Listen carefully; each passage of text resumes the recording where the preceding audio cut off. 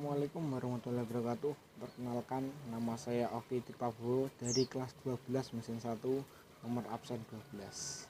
Kali ini saya akan membacakan sebuah penggalan cerpen yang berjudul Dilarang Mencintai Bunga-Bunga karya Kunto Wijoyo. Dilarang mencintai bunga-bunga. Kabarnya yang tinggal di rumah tua berpagar tembok tinggi itu adalah seorang kakek yang hidup sendiri. Rumah itu terletak di samping rumahku. Pagar tembok tinggi menutupi rumah dari pandangan luar. Hanya ada satu pintu masuk dari muka, ditutup dengan anyaman bambu yang rapat. Aku belum pernah melihat kakek itu. Setelah ku coba naik ke pagar tembok melalui sebuah pohon ke atas jeparanku, terbentanglah sebuah pemandangan, sebuah rumah Jawa bersih seperti baru saja disapu, dan alangkah banyak bunga-bunga di taman. Hari itu aku belum berhasil melihat penghuninya. Tidak pernah sehari penuh aku di rumah. Ibuku menyuruh aku pergi ke sekolah pagi dan sore hari mengaji. Hari-hari minggu pertama habis untuk mencari saudara-saudara baru di kota ini. Keinginanku untuk mengenal kakek itu tidak pernah padam. Aku lihatlah lubang-lubang pada pagar anyaman bambu itu. Ialah akibat perbuatanku. Aku mengerjakannya di siang hari sepulang sekolah. Pernah ketika aku mengintip pintu pagar dari bambu itu, kawanku menegur, "Sedang apa kau itu? Hati-hati dengan dia.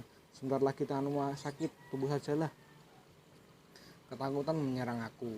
Apakah aku akan sakit karena mencoba membuka pintu pagar rumah ini? "Siapa bilang?" kataku berani. "Semua orang," jawabnya. Kau kualat, dia keramat." Aku ditinggalkannya berdiri dekat pagar itu. Ketakutan mendesak. Aku lari puntang-panting ke rumah. Ayahku sudah duduk di kursi dengan selembar koran. Aku tenang kembali. Baru tersadar bahwa tas sekolahku tertinggal di pagar rumah samping itu. Sore hari aku memberanikan diri untuk mengambil tas tertinggal. Dan tas itu masih di sana, tidak dimanapun pun di dunia ini kecuali di pintu pagar itu. Sebuah tas berharga akan selamat dari incaran orang. Tentang kejadian itu, kawan-kawanku mengatakan tidak seorang pun berani mengambil. Itu sudah pasti. Siapakah orang yang mau membunuh diri dengan umpan sebuah tas sekolah? Lebih susah mencari nyawa daripada tas sekolah.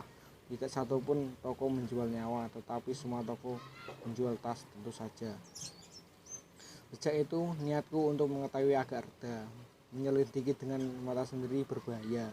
Hinggalah aku bertanya pada orang-orang lain. Keterangan yang tidak begitu jelas. Orang mengatakan sekali seminggu ia keluar belanja. Orang lain mengatakan ia belanja sebulan sekali. Orang mengatakan ia mempunyai anak di kota lain. Orang lain mengatakan ia tidak beristri. Tidak seorang pun pasti tentang dirinya. Barangkali di antara kawan bermain hanya akulah yang mempunyai keinginan untuk mengetahui lebih banyak tentang kakek itu. Kawan lain sudah tidak acuh lagi. Aku sudah bosan bertanya. Selain mereka juga memberi keterangan jelas, mereka akan menyejekku dengan mengatakan, "Biarlah kau jadi cucunya." Pernah pula aku bertanya pada ayahku. Ayahku melempar perengket dari tangannya dan meninggalkan aku. "Untuk apa, jawabnya. Itu adalah ucapan ayah yang sering ku dengar. Bertanyalah tentang lokomotif misalnya, atau mobil, jangan tentang kakek-kakek sebelah rumah. Aku sendiri saja di dunia ini yang menginginkanku untuk mengetahui. Tiba-tiba aku mengenal dari dekat begini. Pada musim layang-layangan angin bertiup kencang. Jalan muka rumahku tidak banyak kendaraan. Polisi membiarkan anak-anak main layang-layang di situ. Kami suka berkumpul pada sore hari. Di bagian ini angin dengan bebas berjalan. Pohonan tidak banyak. Sore hari Jumat aku tidak mengaji. Di tanganku sebuah layang-layangan buatanku yang terbagus. Dengan benang gelas, udara meruah menerbangkan layang-layanganku. Dari kampung lain menyembul pula layang-layangan. Layang-layanganku terputus. Kawan-kawanku bersorak dan lari mengejar.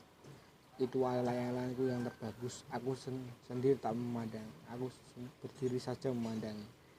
Tiba-tiba pundakku terasa dipegang. Aku terkejut. Seorang laki-laki tua dengan rambut putih dan piyama. Ia tersenyum padaku. "Jangan sedih, cucu," katanya.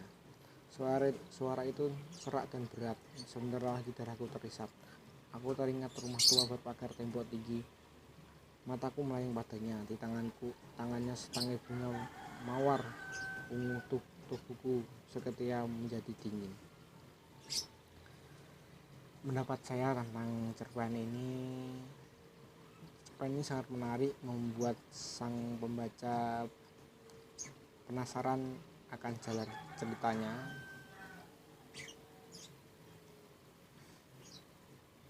Terima kasih.